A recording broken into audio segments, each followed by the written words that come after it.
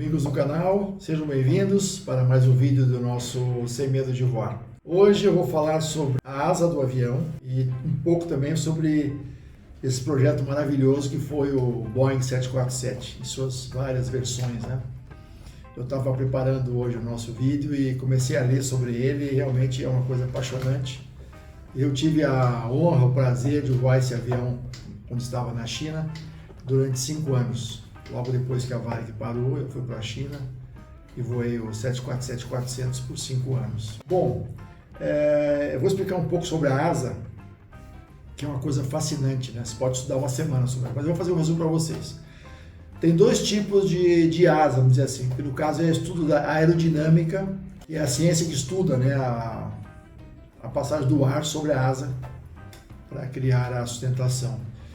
Tem a aerodinâmica de baixa velocidade, que são aviões que voam em torno até de 500 km/h, 450, que qual que é a maior característica deles? É fácil de ver. São aviões, vou mostrar para vocês aqui, ó. Isso aqui chama-se o bordo de ataque da asa, né?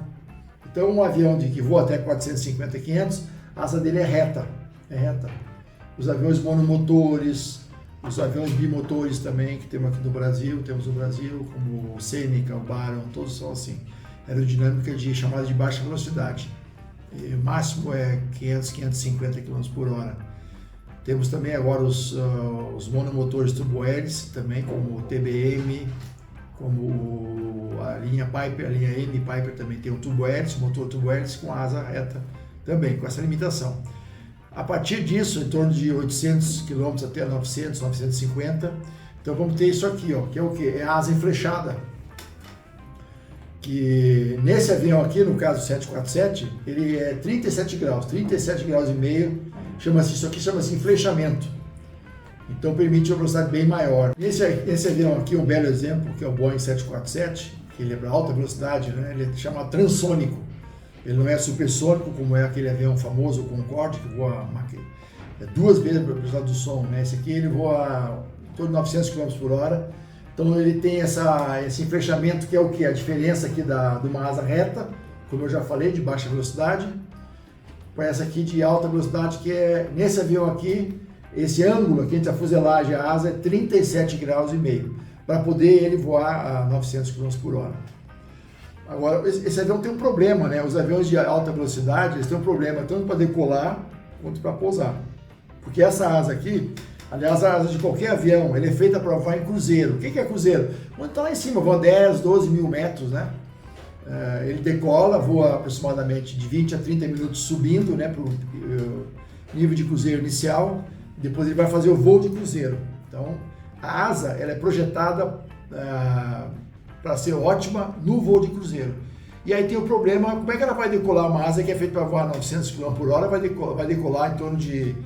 O peso máximo desse avião aqui, ele vai decolar em torno de 280, 300 por hora no chão. Ele vai ter que correr na pista, né, até 280, 300 e aí vai decolar. Então, o que os engenheiros bolaram? Né? Eles bolaram superfície de alta sustentação. Então, ele vai baixar o flap, que fica aqui no bordo traseiro da asa. Ele vai baixar em torno de 30, 40 graus. Para decolagem é menos, em torno de 20 graus máximo. E aqui no bordo de ataque também tem uma superfície que baixam, semelhante ao movimento do flap, que são chamados os flaps de bordo de ataque, ou Kruger flaps ou slats. Então, recapitulando, então temos o avião para decolar, uma asa que é feita para voar 900 km por hora, esse formato aqui. Ele vai ter que baixar aqui na parte de trás da asa os flaps, em torno de 20 graus, e vai baixar também o que tem aqui na frente, que são os slats, ou chamados Kruger flaps. Para pousar a mesma coisa, né? O avião vem para pouso com a asa limpa, que se chama. O que é a asa limpa? Quando está tudo recolhido, né? Recolher os flaps, os slats, ele vem limpo. Aí quando ele chega para pousar, próximo do aeroporto, tem que começar a reduzir a velocidade. Então, abaixo de aproximadamente 400 km por hora, tem que começar a baixar o flap, baixar os slats, para poder pousar. Aí no pouso ele usa o máximo de deflexão do flap, que é em torno de 40 graus na parte traseira, né? Vai baixar. E na frente também. Um avião desse aproxima com aproximadamente 270, 250 km por hora. Então tem que ter uma pista grande, em torno de 4 mil metros, né? Também se tem chuva tem um acréscimo na frenagem dele de 15%. Se é um avião supersônico, aí já muda o formato da asa, né? Em vez de ser essa asa aqui, vai ser uma asa tipo do Concorde, que é assim, é um delta, né? Vai ser um delta, e aí ele vai voar aproximadamente 2.100 km por hora, né? Mas aí é outra aerodinâmica supersônica. Então, basicamente, nós temos que vocês vão ver aviões pequenos, aerodinâmica de baixa velocidade, que vai voar até 400, 450 km por hora, e depois os jatos todos, né? Aí uma aerodinâmica transônica, que vai de 800 até 900, 930.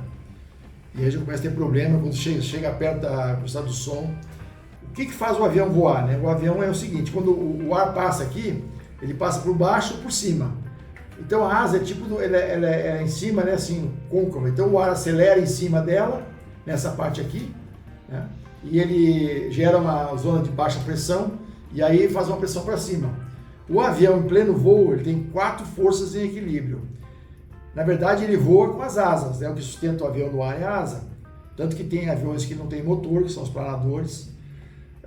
Os aviões, vocês podem ver, se estiver voando, quando estiver assim, 20, 30 minutos do destino, vocês vão perceber que ele vai dar potência mínima no motor, né? Ele só não desliga porque os sistemas ficam ligados nos motores, sistema hidráulico, elétrico, todos os motores auxiliares, ar-condicionado, tudo é acoplado nos motores, então ele não pode desligar o motor para a descida.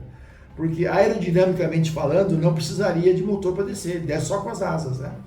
Então os pilotos vão reduzir todo o motor, é uma manete tipo de barco, assim, reduz todo o motor para a potência mínima, e ele vai descer, aí vai mudar o ângulo, e ele vai descer da potência mínima.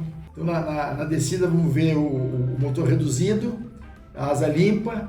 Quando chega próximo do aeroporto, aproximadamente uns 10 km, 20 km, depende da posição do avião em relação à pista, ele vai começar a baixar os flaps para poder reduzir a velocidade, né? Se por acaso tiver um problema de não baixar os flaps, aí vai complicar bastante, vai ter que ter uma pista muito grande, talvez vai ter que ir para outro lugar, né? No Brasil tem poucas pistas suficientes para esse tipo de operação, né? Pousar um avião de grande porte sem os flaps. Então, os flaps são muito importantes, tanto para pouso quanto para decolagem, para fazer isso, reduzir a distância de pouso e reduzir a velocidade de aproximação. Para vocês terem uma ideia, se o avião decolar e ele não conseguir recolher os flaps, os slats, ele tem limitação também de cruzeiro, ele não pode acelerar para a velocidade de cruzeiro com isso aí baixado, ele vai ter que tentar tudo, procedimento de emergência para tentar recolher, se for o caso, não conseguir, ele vai ter que voltar para o lugar que ele decolou. Esses aviões de grande porte têm outro problema também que eu vou citar para vocês, que às vezes gera curiosidade das pessoas, que vem aqui na asa, tem um tubo, né? Um tubo que põe combustível fora. Por quê? Porque um avião de grande porte, não o 737 ou o A320 da Airbus, não, mas um avião começa com o 767, com o DC-10, MD-11, 747, o 777 também, o 777, eles são homologados para decolar. Vou dar um exemplo, por exemplo, esse avião aqui, ele pode decolar com 440 toneladas, mas ele não vai poder pousar com 440, porque a estrutura dele, se fosse ser feita para pousar com 440, seria muito pesada. Então eles homologaram ele para decolar com 440, mas vai pousar com bem menos, em torno de 300 toneladas, né? Então o que ele vai ter que fazer? A única maneira que tem de diminuir o peso de um avião em voo é gastando combustível, ou que um avião desse gasta aproximadamente 10 a 12 toneladas por hora de combustível, ou senão se vai ter que voltar após decolagem, uma emergência médica, alguma coisa, ele vai fazer o procedimento chama-se alijamento de combustível. Ele vai pegar o checklist, vai ligar umas bombas, aí tem 2 tubos aqui, um em cada asa, bem nessa posição aqui, bem não, aqui assim, e ele vai jogar fora aproximadamente 3 a 4 toneladas por minuto. Então ele vai ficar, aqui em São Paulo o procedimento, ele vai decolar de Guarulhos, vai fazer curva à direita, vai sobre o mar, após Santos, né? Tem que voar acima de no mínimo 2.000 metros e ele vai alijar o combustível. Vai ficar aproximadamente lá 20 a 30 minutos, aí vai baixar o peso para o peso de pouso, ele vai retornar e pousar para resolver o problema. Tem uma exceção nesse procedimento. Se por acaso tiver uma emergência grave a bordo, um fogo, por exemplo, alguma coisa, fumaça a bordo, uma perda elétrica, ele pode sim voltar e pousar com o peso que ele decolou. Só que vai ter que, depois do pouso, vai ter que levar o avião para o hangar, colocar no macaco, fazer uma inspeção detalhada para ver se não houve algum dano na fuselagem do trem de pouso quanto a isso. Para complementar, isso que tem na asa, como eu já falei, que o flap e os slats, né, eles aumentam a sustentação em até 21%. Sustentação é a força, né, que faz o avião para cima, voar o avião, né? Chama sustentação. Em inglês é lift. Ele vai aumentar 21% a área da asa e vai aumentar a sustentação em até 90%. Eu estava preparando esse vídeo e aí comecei a estudar também sobre o 747 e eu vou trazer alguns fatos que, para mim, na minha opinião de aviador, esse foi o melhor projeto que já foi feito na aviação. Esse avião foi desenvolvido a pedido da Pan American em aproximadamente 1965, que estava observando um grande aumento de passageiros nos aeroportos, os aviões se tornaram pequenos, então o presidente da Pan American pediu a Boeing um estudo para um avião de grande porte. Então foi projetado o 747, é o primeiro avião chamado wide body. O que é wide body? A fuselagem dele é larga. Os aviões anteriores, né, o 707 e o DC-8, tinham um corredor só. Eram 3 assentos de cada lado. Esse avião aqui, eles fizeram 2 corredores e o corpo dele largo.